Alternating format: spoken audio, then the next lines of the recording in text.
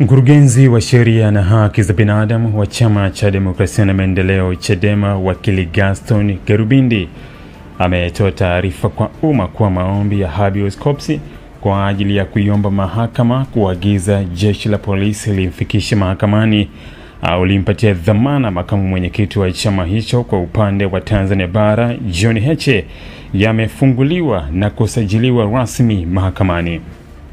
Kupitia taarifa hiyo iliyotolewa leo Alhamisi Novemba 6 mwaka 2025, wakili Gerubindi amesema maombi hayo yamefunguliwa na kusajiliwa Mahakama Kuu ya Tanzania Masjala ndogo Dar es Salaam na kupangwa mbele ya Jaji Obadia Bwegoge, na kwamba kwa sasa wanafuatilia summons kwa ajili ya wajibu maombi ambao ni mkuu wa jeshi la polisi IGP na wenzake watano.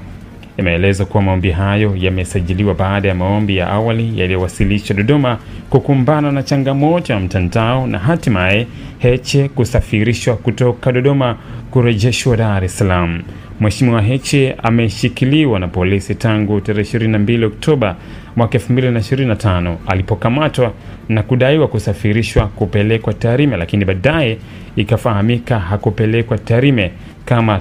tulivyofahamishwa. Baada ya jitihada kwa msaada wa wasamaria wema, ilifahamika kwamba alishikiliwa kituo cha polisi Mtumba Dodoma bila kumpatia dhamana wala kumfikisha mahakamani kwa mujibu wa sheria za nchi, wakili Gerubindi alisema.